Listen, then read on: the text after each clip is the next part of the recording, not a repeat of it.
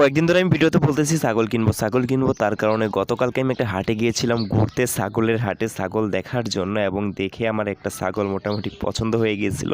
দেন আমি একটা খাসি বাচ্চা নিয়ে আসছি, তো ওইটাই এখন আপনাদেরকে আমি দেখাবো ইনশাল্লাহ। তো সবাই মাশাল্লাহ বলবেন বাচ্চাটাকে দেখে। তো এখানে আমি গতকালকে রাত্রের দিকে যেহেতু বিকালের দিকে আনছি, ভালোভাবে মুসুরি দিয়ে ত্রিপল দিয়ে সামনের জিনিসটা ভালোভাবে ঢেকে দিছি, কারণ রাত হইলে খুব ভালো পরিমাণে ঠান্ডা পড়ে। দরজাটা খোলার সাথে সাথে লাফ দিয়ে ওর নিজেই বের হইলো, আমার আর কষ্ট করে বের করতে হইলো না। তো এই হচ্ছে গিয়ে আমাদের লফটের নতুন পোষা প্রাণী ব্ল্যাক ডায়মন্ড। যেহেতু ও কালো, ওর নামও দিয়ে দিলাম আমি ব্ল্যাক ডায়মন্ড।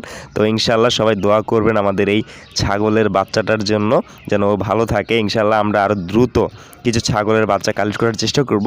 ওকে সংগ্রহ করে যে সমস্যাটা ভুগছি সেটা হচ্ছে যে ও মোটামুটি বাচ্চা, হ্যাঁ বড় হয়েছে, খাবার দাবার খাইতেছে, বাট ও ডাকাডাকি করতেছিল প্রচুর। ও মানুষ দেখলে চুপ থাকে, আমি সরে গেলেই ও প্রচুর পরিমাণে ডাকাডাকি।